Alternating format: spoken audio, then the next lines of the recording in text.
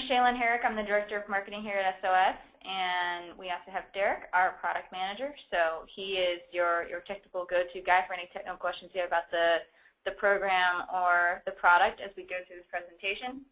And today we'll be talking about eliminating the risk of losing customer data, which is something that probably everybody experiences, especially everybody with a business.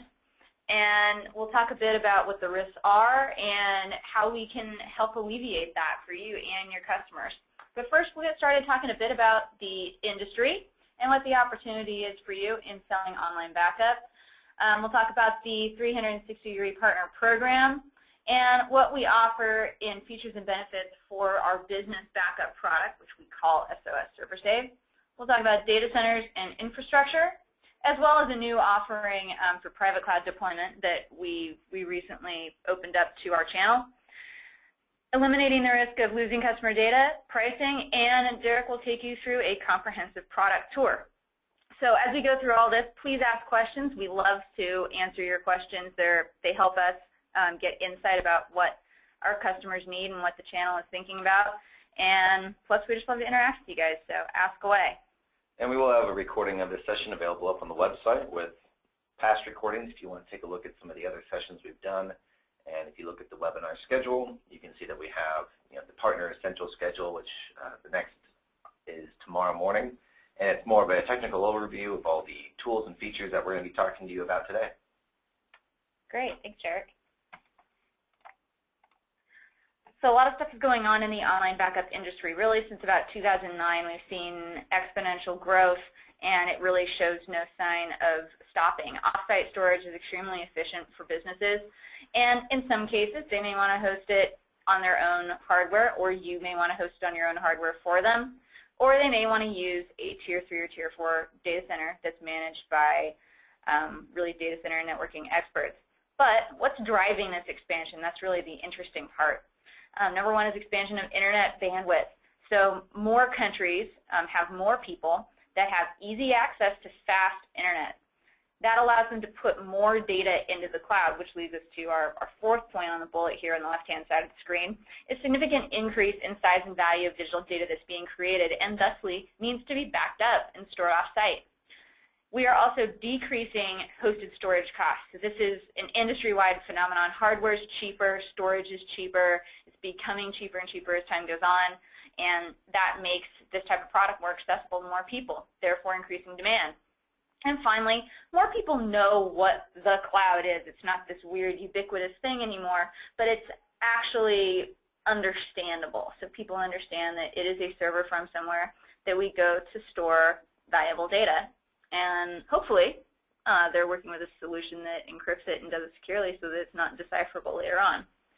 So how many businesses are looking to move to this, and what kind of opportunity is there for you?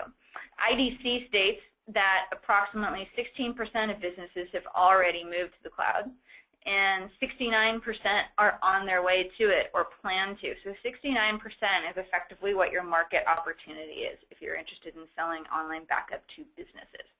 So now would be a good time to ask a question of you guys. Can I just get a quick show of hands, I guess, virtual hands of who's on the line, of who is selling to consumers and who's selling to businesses?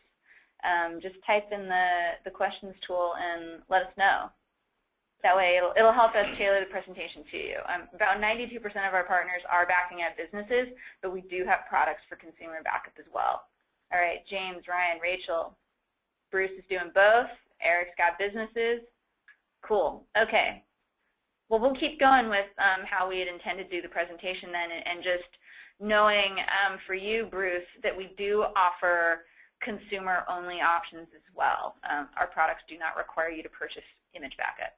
Yeah, for everyone, really, of your businesses, we've seen there's been a small adoption over the last couple of years, but really kind of light. If you could all just kind of detail what kind of adoption you've had in the businesses you serve of online backup, that'd be great to see. One, what are you looking for? Are you replacing an online backup solution? Are you looking for an online backup solution that becomes the cornerstone of your whole backup plan, which will go over a business continuity and disaster recovery plan? Because what we're seeing in the market is the growth that we've seen, which has been about 30% year over year between 2009 and 2011 has been just in consumer land.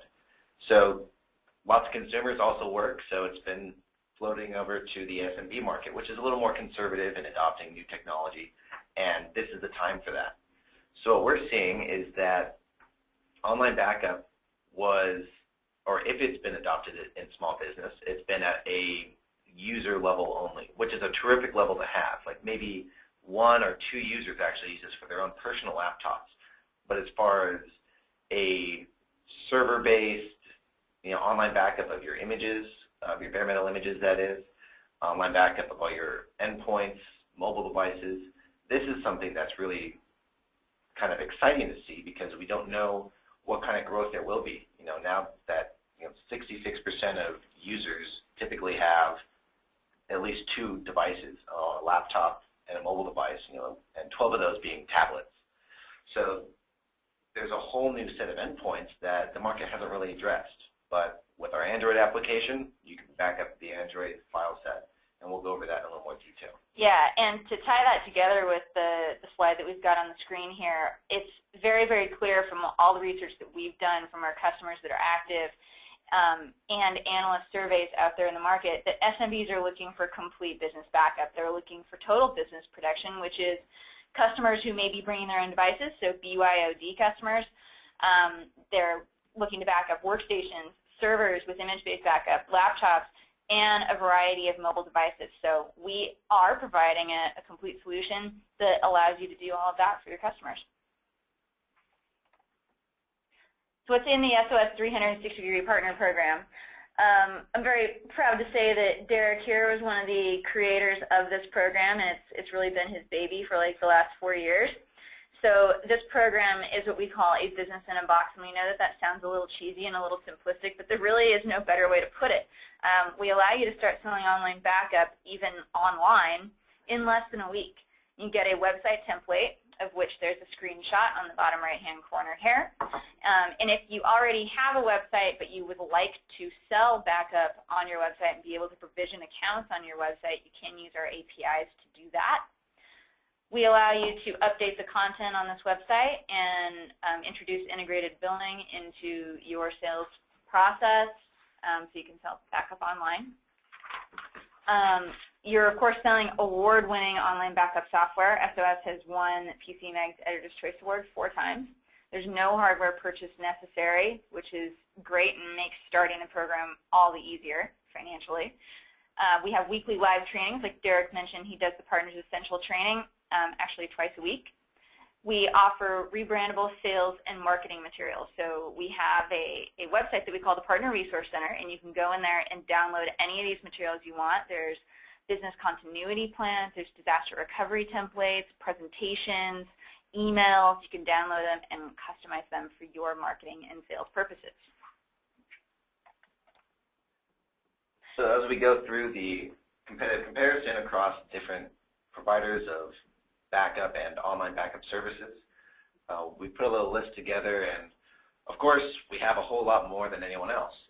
One of those reasons is that we've been focusing on partnerships and a partnership with the IT service and managed service community for longer than everyone else. When we first started this company, we launched in 2001, and we had rather humble beginnings. And then when we hit the international market in 2005, one of the reasons we did that was because of a major partnership we had. So with that launch, we launched into the U.S. market, the UK, and since then we've expanded into Canada, South Africa, and we still have our Australian presence. The partner program and the emphasis of the partners is because we've always maintained that we're building a backup solution for business. So we're not just throwing a bunch of cheap hardware together and stringing it across like you see in Amazon services or Google services. You see these blackouts in articles in TechCrunch and Newswire about having lost data relying on these storage solutions. Well, we're not a storage solution, we're a backup solution, and the difference is security. With security, we wanted to break into the business market, and what we found in 2008, 2007 is the only way to really do that is through the IT service community. You're the ones making the decisions on what is going to be in place. You're the experts. It doesn't make sense to market directly to small business owners we want to make sure that we're hitting the managed service providers that are recommending these services to them. So we've launched this program. We've put everything into it. It's about 80% of our revenue, and we can see that we try our best not to pigeonhole you into anything. For example, hardware requirements are a big kind of old school methodology of pushing backup. There's a backup appliance. We recommend that you have a backup appliance, but we don't pigeonhole you into some setup that's overpriced and proprietary. We let you put together any box. It can cost as little as $300. It can cost as much as a few thousand. It's your choice. And these are the types of things that you see in our partner program and our partner community, is that we're really reaching out to make sure that you can provide the best services possible. So you can see that our pricing is lower than anyone else in the market. We're really undercutting the price for similar services, and we're providing the same thing in sometimes better situations. We've just broken into bare metal backup and recovery solutions with Exchange Granular Recovery. We're coming up on our 1-year anniversary of that breakthrough, but we've always maintained the best online backup solution in the market, and we've carried that over into image backup and Exchange Recovery. So the product suite. We go through a full circle of things we're working on. So not all of this is included. For example, Cloud Life. This is a big kind of experimental project for us right now, and we're working on backing up Facebook data, Google accounts or Google Drive, Twitter feeds. These social networks are becoming more and more important to small business marketing efforts, and that small to large business marketing efforts. So being able to back that information up is important. Also, if you're using Google Drive, again, it's a storage solution, not a backup, so you want to be able to make sure that you do have, still a backup for your backups, even if you consider it being off-site backup. But what do you get with the suite today is backup your desktop life. So it's still estimated by Forrester that about 2/3 of all the business's data resides solely on laptops and workstations. And, even despite the effort as IT service providers to do terminal services only, the only way to really enforce that is to not let people take work home with them. And not a lot of small and medium businesses want to limit their workers' productivity to the office. A lot of the best work is done outside the office. Yeah, they can't eliminate that additional work time, nor can they risk their customer data, which is largely what resides on these computers.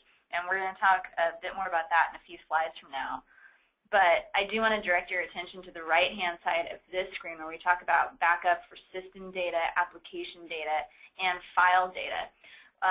When we go to the next slide about the SOS ServerSafe suite, this is really what we're talking about with SOS ServerSafe. So if you're backing up businesses, these are the things that you're going to want, and this is what SOS ServerSafe provides for you.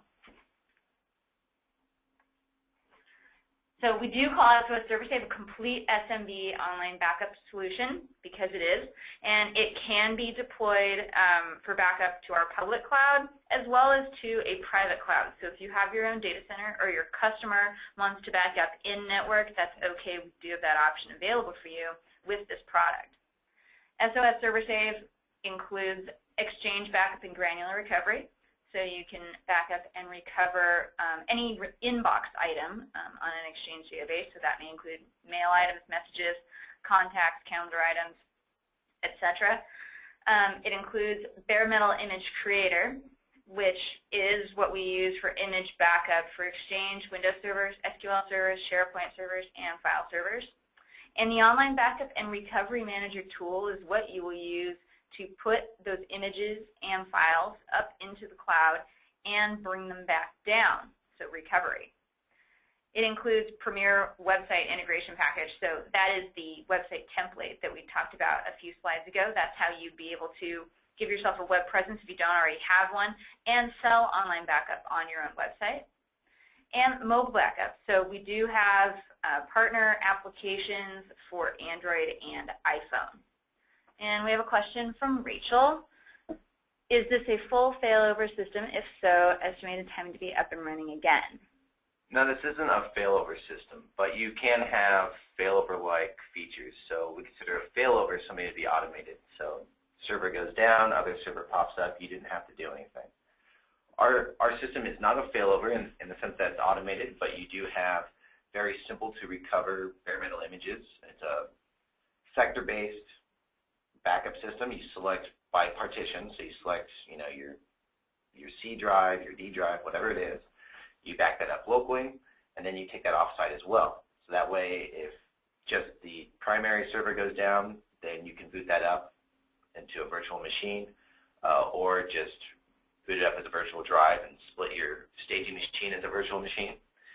Or you can use our cloud boot service, which is an additional per request cost of $500 a month, and we'll boot up your image in our cloud and provide you access to it there. Now, when we go through, today's session is how are we limiting risk for all your users, and we have to point out again that we're giving you a full solution. A solution being a set of multiple strategies with similar but different goals. So these are all different backup strategies. We have bare metal backup, which is great for full system failure and recovery. And also, it's a good solution for database. So you can't back up databases with simple files. You have to package them up. So if you have a partition with Active Directory, Exchange, SQL, that information, that can also be backed up. So you have another strategy there for your more complex data stores. We have the online backup and recovery options for simple files, and you can also take the bare metal image files offsite. So there's two more strategies in backup: offsite file level backup and offsite bare metal backup, and also a strategy to protect your end users, not just at their workstations and laptops, but at their mobile devices. So then you have, two, maybe three more strategies in place. So our solution, what we're really trying to do is don't go to multiple vendors to get all of these functionalities with, different ETAs, different contracts, different training sessions, different support systems. Simplify your business by going to one provider, an SOS, that gives you image backup locally and offsite with offsite recovery of the images, file and folder recovery locally and offsite, and also backup of your end users, which is the most ignored part of most systems because it's typically very difficult to do, and we make that process very simple. And we have some more systems listed out with, SOS, what we call SOS Server Save, which includes the bare metal backup, Exchange Granular Recovery. To clarify that, Exchange Granular Recovery, bare metal backup, that's one license. So we decided not to separate it like a lot of systems do. So with, for example, like Backup Exec, you have to first pay for your license for the bare metal backup, and then if you want to back up Exchange databases, then it's another plugin that you have to pay for. And if you want to recover that granularly, so if you want to dig in to just get an individual email or attachment or whatever calendar item, whatever it is, you then have to pay for that ability. And you have to go back to your backup set and enable the backup to work with that plugin. So we wanted to simplify the whole thing and just make it all in one. You want to take bare metal backups of different partitions. You want to exchange or granularly, having trouble with that word today. If you want to recover objects, an object level recovery system for Exchange, you can do that. What does mobile backup that iCloud doesn't back up? Android devices. Yeah. Yeah. So. And also making, if you are backing up Android devices, because again, we don't license these things separately. They're iPhone, our iOS, and Android backup are included in the same package. You can also restore or access data not exclusively to any type of operating system. So like, let's pretend that I back up my iPhone. I back up my contacts, I back up my photos, and I want to access them on my PC. I can do that. All I have to do is log into my account or even log into my software. I'll find them backed up there and just bring them back down. Yeah, and what I've found is that one, iCloud is actually kind of expensive. I'm an iPhone, iPad user, so I use iCloud as well. But I use our service because it's a little more flexible as far as how I want to use the data. I feel like iCloud is good if I'm switching devices, but it's not great if I need to recover or share a specific item. So the iOS platform, we back up images and contacts. It's locked down. Apple doesn't let us really touch anything else. Those of you who've been in iOS development know what I'm talking about. With the Android, though, it's, of course, the opposite. It's completely open, so you can back up your whole file structure. And we've seen that actually Android users are backing up about as much as our average PC user. So Android devices are becoming quite robust, and we're seeing Android usage, about 8 to 10 gigs, where our average individual user on a single machine will have somewhere around 10 to 15 gigs. So it's again, it's a huge amount of data when you talk about all the users that you have across your businesses. And I think that brings up a good question. When you talk about all of your businesses, how many users would you say you can touch from those? So across all your businesses, how many end users are there? Sometimes we call them end users, sometimes we call them downstream users, but it's the number of people that would be using your services. So just to clarify, yeah, Bruce, it's file level backup, and with the Android application, we can also back up the apps that are on the phone. Also, all apps that are on the phone can be backed up and restored later on to any device. So that's the other thing that's great about it, is it is device agnostic. Yeah, and it's helpful. And like I said, I found the iPhone app to be very helpful in mobile recovery or mobile sharing of data. Yeah, like I just got a Samsung Galaxy S3, and it's awesome, and I love it. And I was able to back up my previous phone, which was an HTC Evo, and then restore it completely onto my new phone. Like, set it when I went to bed, woke up in the morning, and I've got everything back. It was really cool. Very cool. So, moving on to infrastructure, we'll come back to these questions because this is a good discussion, and we also want to go through really the business continuity plan or a formal risk registry. So, first, infrastructure. We got the biggest, baddest infrastructure in the land, and that's true, and it's not just a funny way of saying it.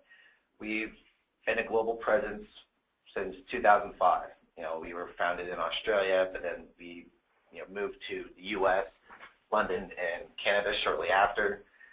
We just recently put up a data center in South Africa. That's a huge booming IT market, so we're starting to make an impact there. And we're also looking at Latin America. So, and really anywhere, if there's a demand, we can get a data center up and running within about 45 to 60 days at most.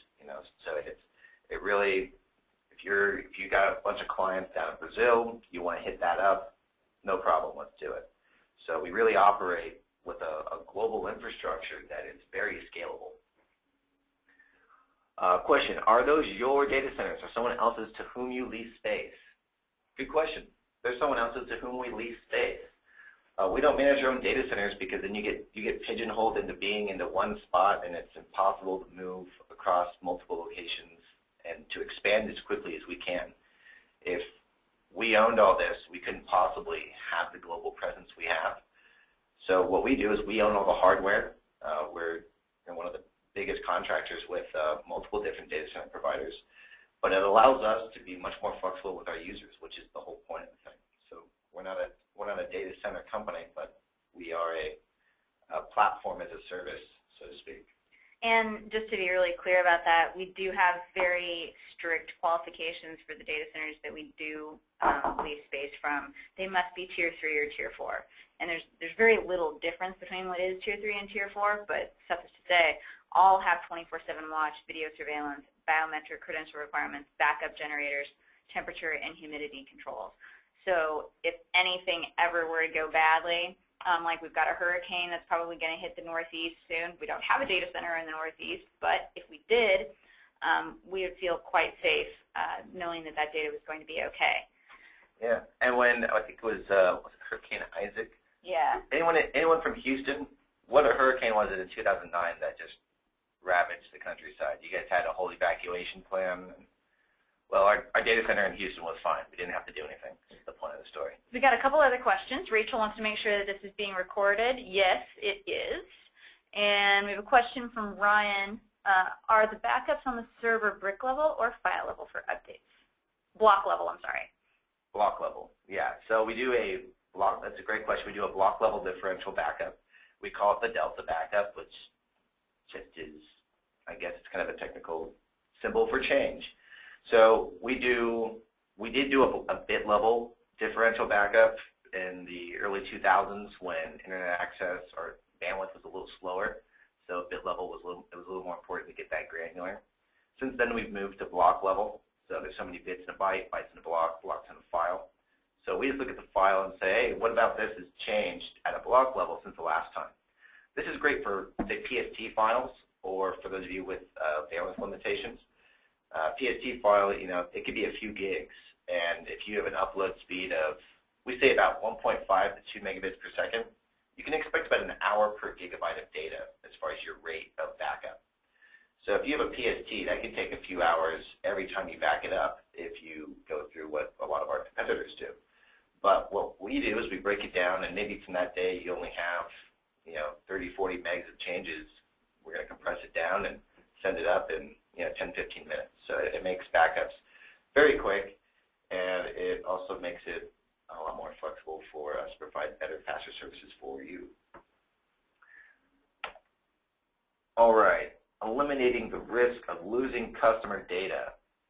Sign up with SOS and give them all of our services. That's really the answer we're getting at. Yeah, I'm not gonna lie. Doing offsite backup is really the best way, and I should say regular offsite backup is really the best way to make sure that you don't lose customer data. So first of all, customer data is extremely vulnerable.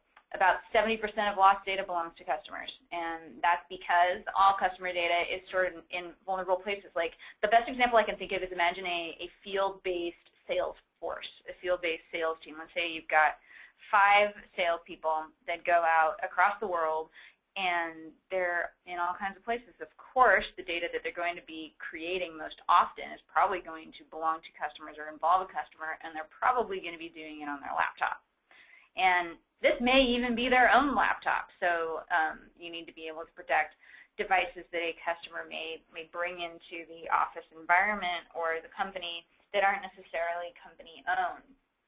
So customer data is extremely vulnerable, and it's stored in a lot of different places. And I shouldn't exclude paper files. There are still a lot of companies out there that have paper files that haven't been digitized yet, and they should be stored off-site.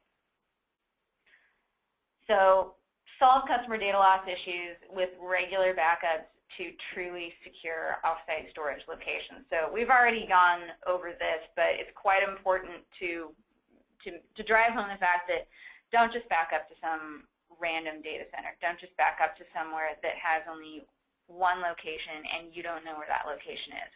We're happy to tell you the city of all of our data center locations and happy to give you facts about each of them, but know that they're all Tier 3 and Tier 4 data centers. Now, we can't let you in them, however. Even SOS employees are not allowed in them, and that's for security reasons. What's the exception? And it is a significant figure difference. It's 99.9% versus 99.99% uptime. Whoa. Yeah. Significant figures. Anyone have a significant figure hard butt on their high school chemistry? I don't know. I just think about my high school chemistry and physics, and my guy was a nut about it. Anyways, moving right along. So one of the things about being a managed service provider is communicating what you know as necessary items to go in place versus the cost of those things and debating these services with your end user. Anyone still struggling with saying, look, you need to have this in place, and then you end up as an I told you so situation? I told you so's are terrible because there's a no-win. If they lose data and you say, well, I told you so, you're going to lose them as a customer because, one, their pride won't let them admit it. Well, if you're fortunate, they'll be like, yeah, you're right. But for the most part, it's your job to convince them, make that consultative sale that this is really something we need to do. So I put together a little business continuity plan that's really just a formal risk registry. Anyone ever put together a formal risk registry? I keep raising my hand in the office like you guys are going to see me do it. Well, I can see you. Yeah, Sheilin.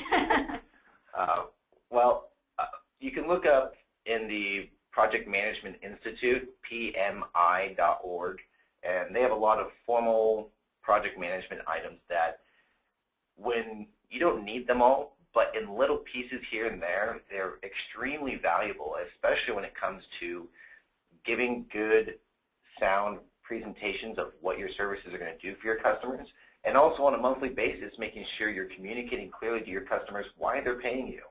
One of the biggest problems with good managed service providers is that you put yourself out of work because the customer thinks, oh, nothing's breaking. Why am I paying you every month? It's like, because I'm fixing everything, or I'm preventing things from breaking. Prevention is Project Management 101, the best way to go about anything. So what I've done here, and this is covered in a little more detail in some of our weekly webinars, Success with SOS. But what you do is very basic.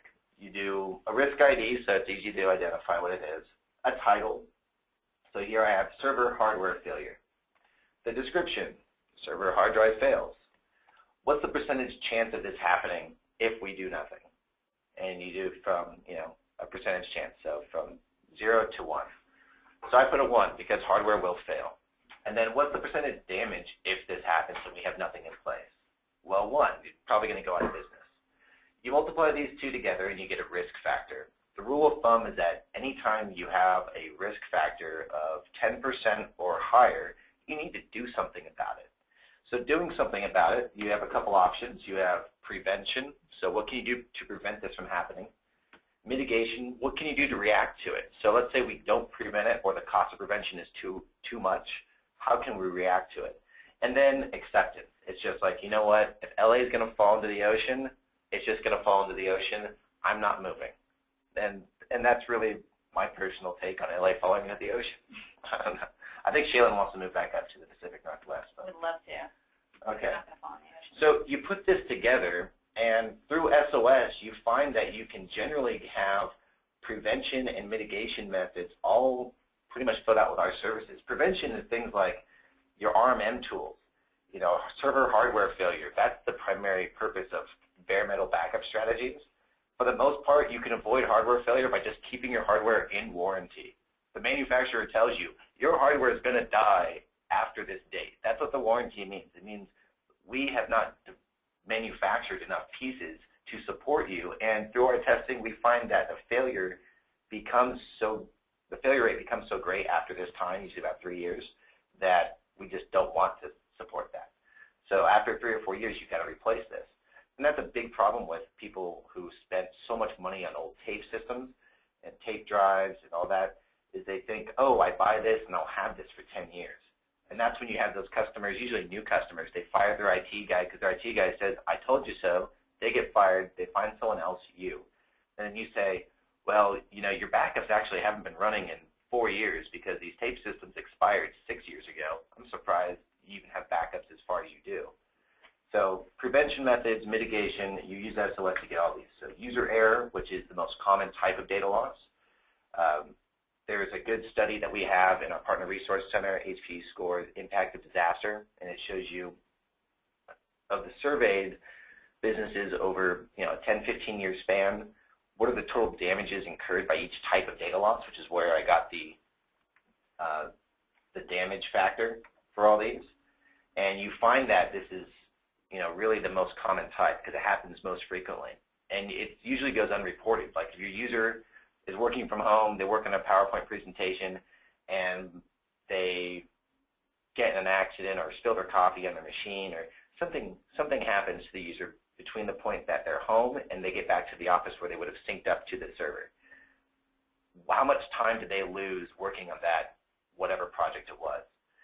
That's an expense that typically goes undocumented, but can be avoided if you have a good user-level backup strategy, and that's the things we offer. So I'm gonna get back to our presentation because this is a little that we can go on and on. All right. So in addition to data center features, there are certain software features that you want to be sure that you have so that you can avoid customer data loss. And these are the most important ones. Of course, backup in and of itself is what you need to have. But if you're going to buy backup, make sure you buy the good stuff. So you need unlimited versioning. You need to be able to store unlimited versions of files off-site so you can restore any version of your choice. One version may be more important than the other. For example, what if I have a Word document that I then later accidentally save after I've deleted something that I wanted? Well, I wouldn't just want the most recent one because that isn't what I want. I want the older one. So that's when unlimited versioning becomes important. Unlimited archiving is another thing that's probably even more important. This is the ability to store data for as long as you need. So many services stop storing your data after 30 to 60 days. SOS does not do that. Your data will be stored for as long as you have the account. So if you have an account for 3 years, you go back at the beginning of 3 years and bring back something that you had backed up at that time. Oh, sorry about that. That's okay. Preemptive. And three-tiered encryption is also very important. So making sure the data is backed up and encrypted so that it can't be deciphered by an unauthorized party. You are the encryption key holder, and you must remain the encryption key holder. Scheduled backups, also very important. We can't rely on human memory to remember to do a backup or remember to sync a folder or something like that. It has to be automatic. That's the only way to truly make sure your backups are going to happen when they should. And that's every day. Yeah. And continuous data protection as well is very important. Make sure that your changes to files are automatically backed up and can be recovered. Oh. Oops. There we That's go. it. I do want to get to Bruce's question before we get into here. Bruce wants to know, can you address how you compare to CrashPlan? I'll be very honest, I haven't looked at CrashPlan for probably about 3 months, but at that time, I can honestly say that it's not very different. The biggest difference is in how the companies respectively run and their focus on the partner program. CrashPlan has a whole lot of direct business going on, far more than we do, and that's really where their focus is. For us, about 70% of our customers are MSPs or downstream users of MSPs. So our focus is really on our partner program. It's our bread and butter. It's where we make the majority of our money. So that's where our focus lies as a business. So that is probably the most detailed explanation I can give you that I still know to remain true about the difference between SOS and CrashPlan. Yeah, and our support center is in Los Angeles. I don't think anyone else can say that. That's true. So that's pretty cool. So let's talk a little bit about pricing and revenue opportunity. Another big difference between SOS and a lot of other programs is that we are wholesale. Therefore, we don't control and don't try to constrain what kind of margin you can make. Most of our customers are making between 60 and 70% margin, which ain't too bad. And of course, there are exceptions. Of course, depending on the other kind of services you're providing and how you're bundling your online backup, you may well be able to make more. We have some customers selling backup for a single server for about $500 per month. That would be an almost 5x margin, which is quite nice. So how can you enter the program? Most of our customers enter at SOS Server Save 5. Eager to get to that product demo, huh? I'm just... So most of our customers enter at SOS Server Save 5, which gives you 5 server licenses. We might also refer to those as image backup licenses. So you would get 1 terabyte of cloud space with that. You can provision it however you like. So let's say that you want to use 500 gigabytes on one server, and then you want to use your remaining 524 gigabytes for some laptops, and just save your other server licenses for later. That's fine. You can do that. Once you buy from us, it is yours, and you are free to provision as you like. Then the other numbers that we've got on here are also pretty interesting. So we suggest selling this for about $129 per month, and that is backup for 1 server license and about 200 gigabytes of storage. So we suggest selling that for about $129 per month. If you were buying it from us, that would be about $80 per month. So your monthly margin per server license is $49. And this is on the commodity low end. This doesn't include offering any other services, which it sounds like most of you are pretty proficient at doing. And of course, if you purchase more, then the price goes down, allowing you to make more margin per server license. How does that sound? Does that make sense? Is it clear? If there are any questions, I'd love to be able to address them. Yeah, and as you look like, well, what other services could I possibly offer? SOS is already so awesome. Well, it's pretty easy. You got remote monitoring and management tools that we're going to show you in a second, as well as your ability to do test recoveries. You know, truly the only way to test a backup and know that it's there is just to test it. And it's an expensive, time-intensive service that a lot of people don't provide. I found a lot of our partners, the way that they get customers is they do a quote-unquote fire drill for their internal systems and say, okay, let's say a fire burns everything up, give me your backups, I'm going to try to restore and let you know how it goes. And more often than not, you'll find that there were critical items that were missed because of management by personnel that just weren't qualified. So like having an office manager switch tapes or drives in and out, or having somebody push a big red button, but they don't understand what that button's supposed to do. You should push that big red button. And we give you those big red buttons in a central location, so it's really easy to hit when you want to hit them. And I think that'll move us right into another area. So first thing is our website. You should be familiar with it. If you come from anything from this demonstration, it should be our phone number to get a hold of somebody and know where to get more answers besides just Googling it, as hilarious partner of ours mentioned in another webinar.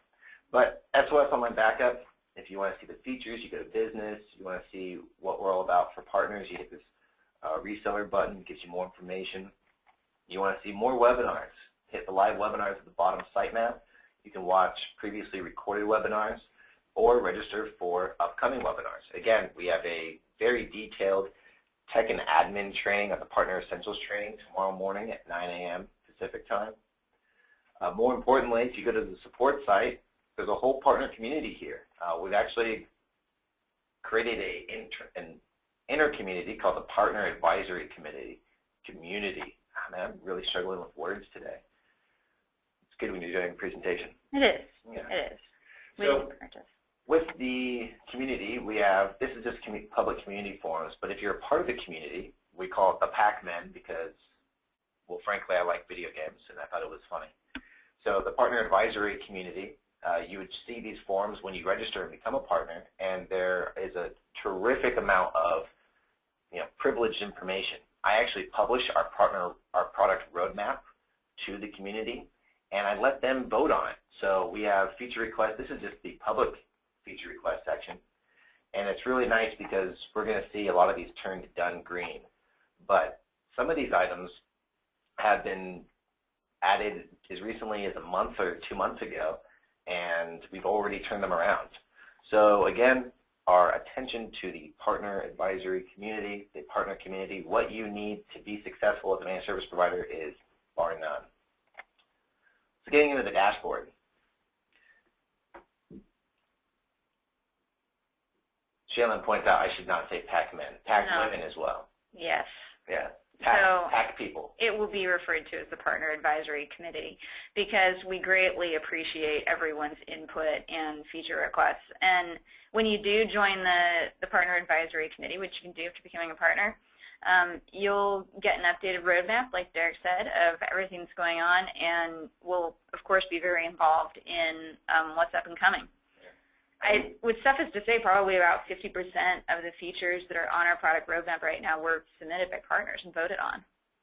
Yeah, we actually just gave an iPad away to one of the members because of a beta we had of a new product that we're going to be launching in the next couple weeks here.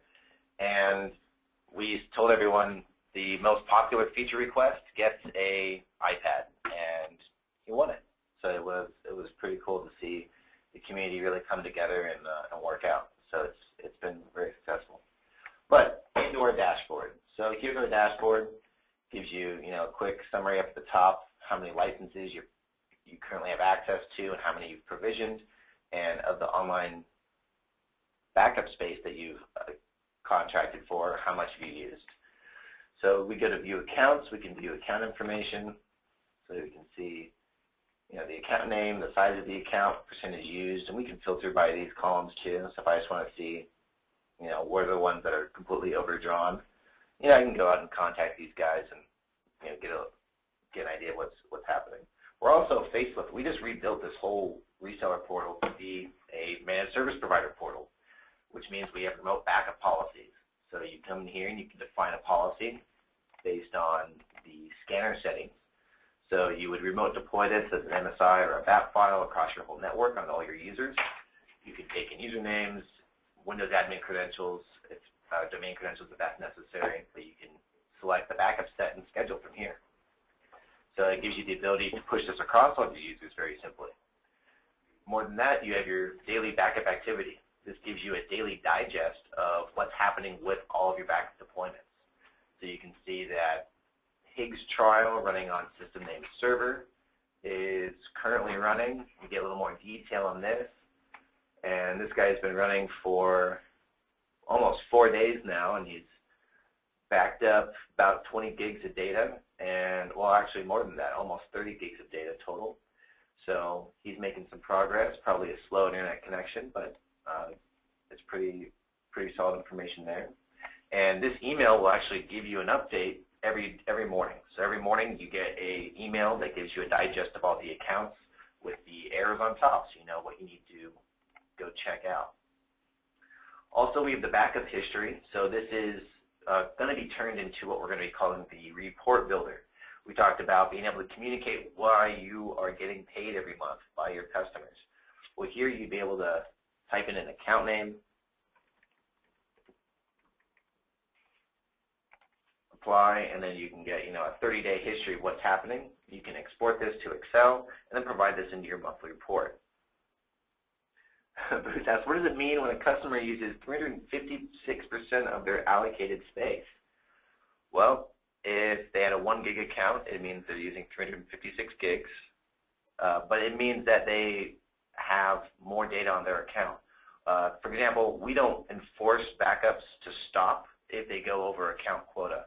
And the reason is because we don't want backups to stop because they're a critical part of your operating system. So you want to make sure that you can do a soft enforcement of this. Go to the customer and say, hey, I noticed this account is ridiculously over quota. Can we figure out why that is?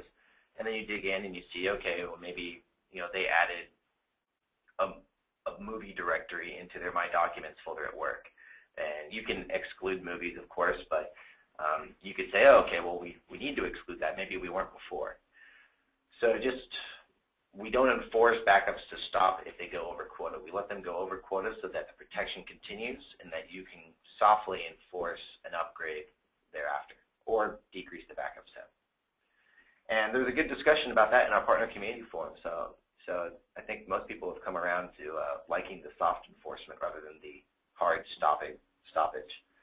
We've actually had a lot of customers come over from other services, specifically because of the hard enforcement, where they were unaware that their backups had become overdrawn, and the backup stopped running.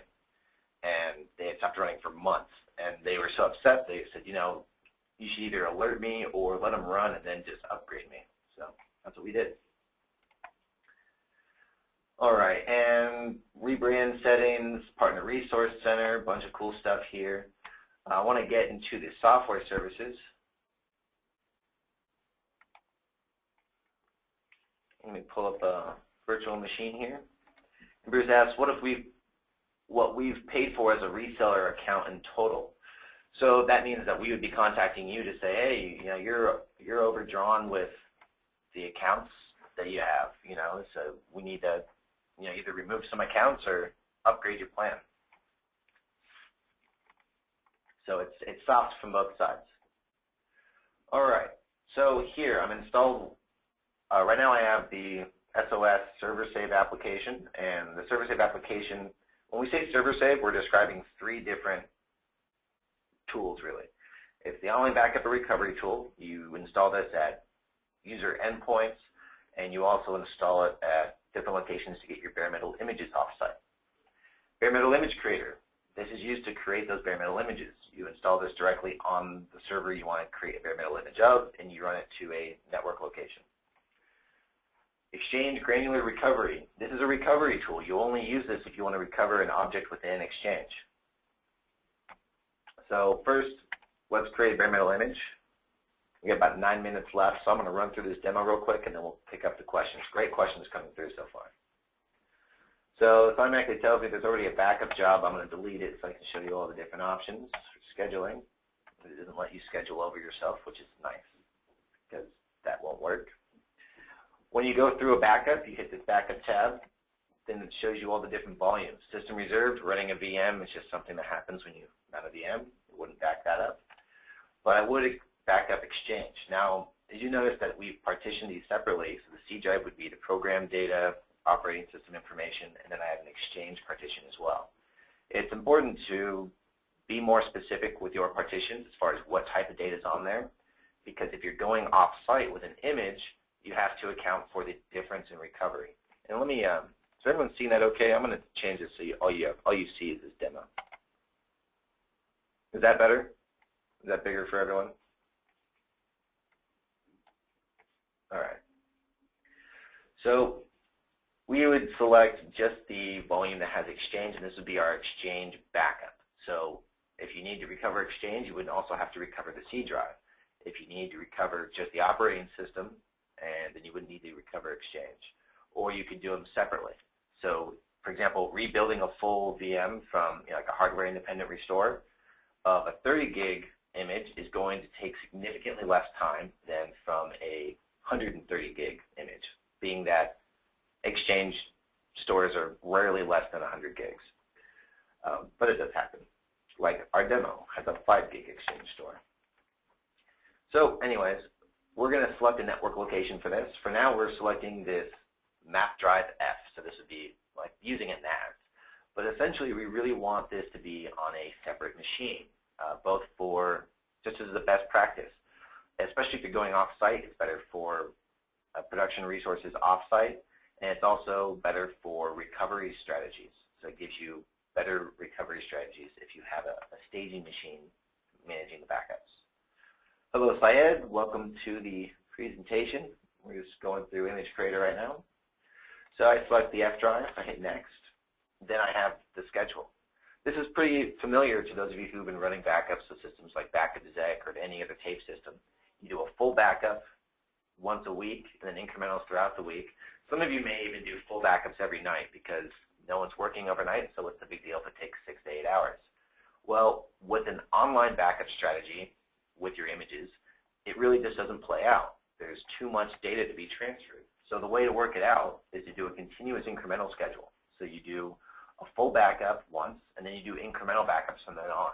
And you can use a program called Image Manager to consolidate the incrementals.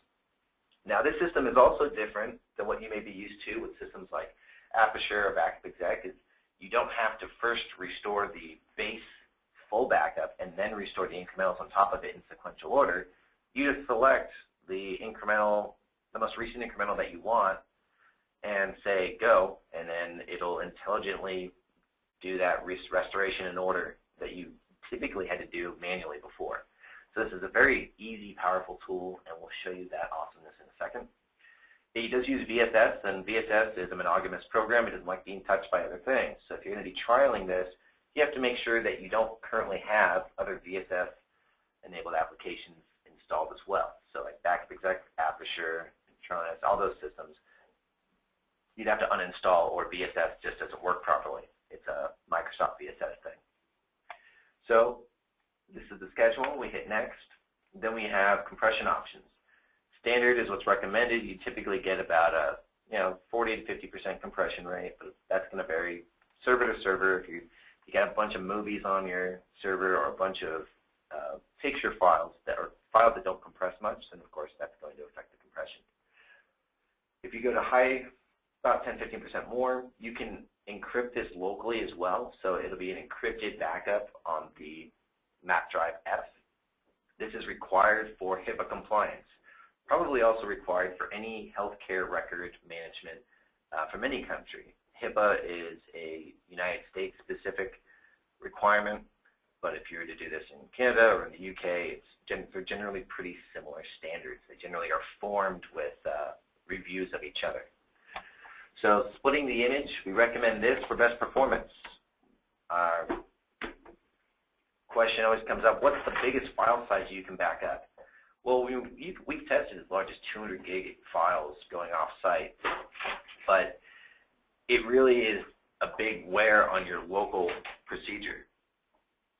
So the local procedure is based on the available RAM and CPU strength you have.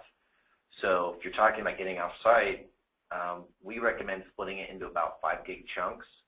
One, it's just better for backup and recovery procedures. Like if you're in the middle of a backup of a 100 gig file and it fails at 99% for whatever reason, the machine shuts off, you got to start all over again. If you were to do that and you had 5 gig chunks, then you'd only have maybe another 5 or 10 gigs left to back up, and you'd be mostly protected. And again, it doesn't matter that you're splitting images because there's no difference in steps to recover. So we'll move that, move right along. You get your summary, hit finish. Now it's going to run. So now let's get these images off-site. Okay, so now we're going to launch the Online Backup and Recovery Manager.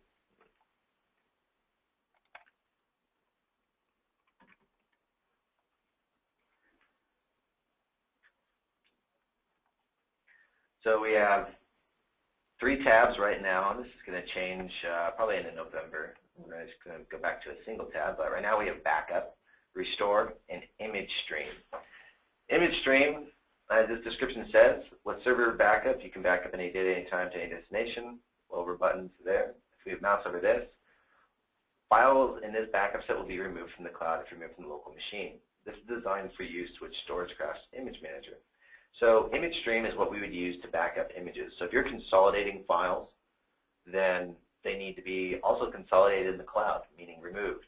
So if you have 60 incremental files that get consolidated over the course of a week, and they get consolidated into one, you don't need those other 60 incrementals. So Image Stream has a retention policy set to 0. If the file is removed from this drive locally, it'll be removed from our cloud. The backup agent, this has a retention policy of undefined. There is no retention policy. It never deletes. Well, the retention policy is that it never removes files from the cloud, whether they're removed locally or not, or whether they're so old or they're not so old.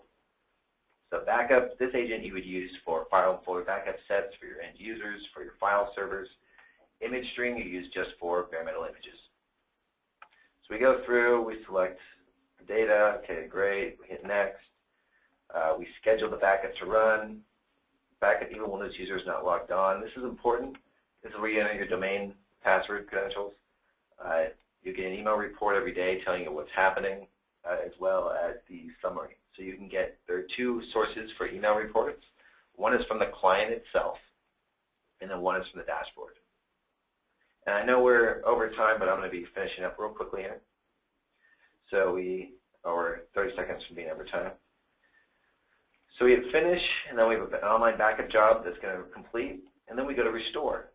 Go to online restore, and again, it's going to refresh. This first refresh could take a good amount of time. It's a front-heavy service. The first time you do anything, it may take some time, but the subsequent uses of it are going to be very fast. So what's the retention policy? Let's say I go back to January 4th. Hit next. It's going to refresh my backup set to January 4th. So I have 6 different machines on here, and I can browse through the data and see what's going on. Now, let's say I want to go to the most recent, so we hit next, and now I can see I have a ton more machines on here. And with Image Stream, you would only see most recent because, again, it doesn't keep versions, and it doesn't archive, so it's only going to show you the what you currently have. And this is how you do it here through the wizard. I actually like showing the classic view because I can make the window larger and I can shift select lots of files. So if I go to last demo, go to F drive, disk is full, so it didn't run. Let's say I need to recover backup job 1. Then I can shift select all these and then right click to recover and then put it to recover location. So new location, make a new folder, recovery session, what's today's date? 25 October. Hit OK. I include the original file path, but there's no subfolder directory, so I don't really need that. So I just hit OK. And this is going to go ahead and start recovering those files. So let's say these are recovering, but let's say, okay, we have the files recovered. Let's say I recovered on my local drive F. Now we need to restore. So I'll say, okay, let's go to backup job 4, incremental 10. This is just a Windows Explorer. I right click and I hit quick mount. In a minute, we're going to see this mounted as a virtual drive, J, and there it is. It's going to pop me into it. And we just mounted that virtual drive. Now that was quick because it was a small image, but you see how easy that was. Just a right click and select, a 1.5 step process to recovery of that data. So very easy to do. If you were doing it as a hardware independent restore, go to our knowledge base and go to the guide. And we have a full guide for installing and using all of these instances, and it goes through all of that information. But basically, you have a boot disk, you plug that in, and then you match the boot disk. Also, through Image Manager, there's a way to convert. You can convert the backup image files to VHDs or VMDKs so that you have a virtual ready image of your machine ready to go as well. That could be another level of service that you offer, because there's a free option where you have to actually convert on a manual basis. And then there's a $150 paid option where you could have a scheduled conversion of images into virtual VHDs or VMDKs. So let's say we have the data back and it's Exchange data. So now we need to get to a specific object. So we're going to open up EGR and we're going to look for our source file. So I go to my virtual drive J that I just recovered, Exchange, mailbox, EDB, there it is. So hit OK. It's going to automatically select the transaction log path. Great.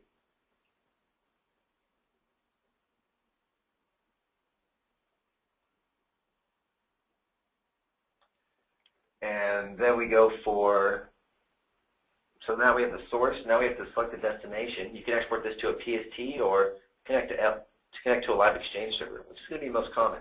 So I do that, hit OK. Now this is going to, there's a two-part authentication and authorization here. So it's going to authenticate access to the Exchange server based on your Windows credentials. Good, that's what we want it to do. It's going to authorize use of EGR by looking at the backup account name. Does this backup account have a license? And that's it. So two-part authentication, that's explained in the guide as well. So authentication and authorizations are different. So here we go. So now we have the live Exchange server. So let's say I go to user 1 and I need to search for a file that has something to do with management in the, he said there's an attachment called management, I need it. So I hit, okay, let's find this thing. Can't find it, let's see if we can find it in any of these folders.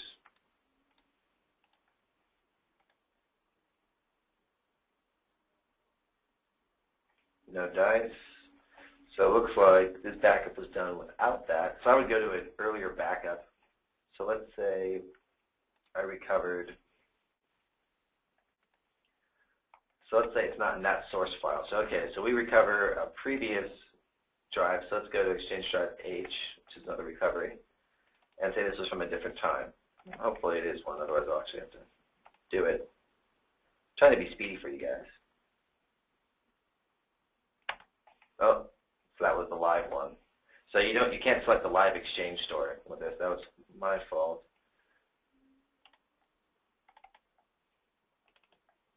Mailbox, EDB. No, it's read only. Okay. Well, let's just show you the granular options. So I can come to this user's inbox and say, okay, well I do have one message. I think this is what you need is attached on page 31. So we've previewed the message and we preview what the attachment is. So it's Call Center Supervisor Guide. He says, that's what you need? He says, yes. How quickly can you get that to me? It's worth $1 million, as your sales reps will always say when you're supporting them. So you drag and drop this into the inbox, and now you've recovered that file to them. Very simple to do. And the same, you can search the live Exchange store because you are authenticated as a Exchange admin, and you can search for such things across the whole Exchange store. So let's say, oh, you know what, that attachment was sent to everyone. We need to not have that to everyone. So here are all the messages that have this attachment in it. Done searching, so we can shift select all these and hit delete. There, off the live Exchange server, now none of them have that attachment. It was that easy to do. I can also drag and drop a user right on here.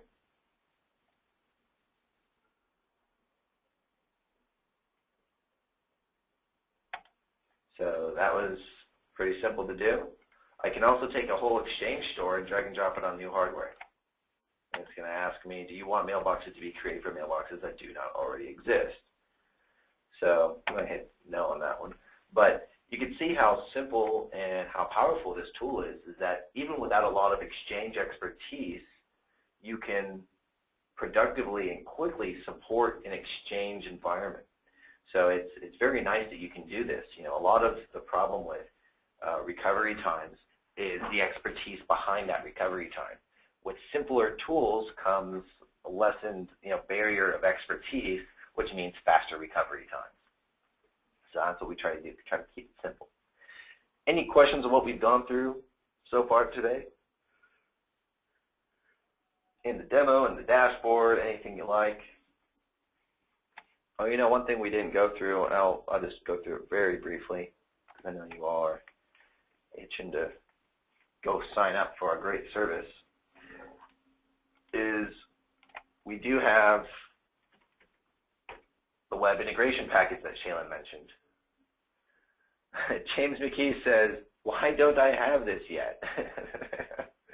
That's a great question. Go get signed up. But I'm not done. Look at what you get. So what we saw, this is about a year and a half old, this is a 2-year-old product, the web integration package. Now, this can sometimes be a little confusing because no one else does this. But what happened was we, like many software providers, have APIs to plug into our system. So a lot of people want to plug in these APIs for, say, create account, so that they can plug in a create account method into a billing system, so they can have a customer-facing shopping cart. Now, most of you probably don't do any web-based transactions, but now you don't have to pay for the integration to do so. What we've done is we've taken the development costs out of integration.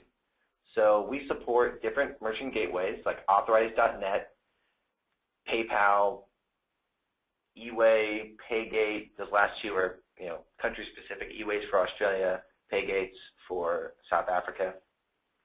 And all you have to do is sign up for one of those merchant gateway services, and you plug in your gateway credentials, and then you're ready to start accepting money through the web. The way that a lot of our partners take advantage of this, being not a primary part of their business, is leave behinds. Why not sell individual user accounts to the users at each business? We asked earlier about how many end users downstream they think they have across all the businesses you serve. It seems like a lot of people had, at least 200 to 500 end users, with some of you saying a lot bigger numbers, which was pretty cool. But think about it.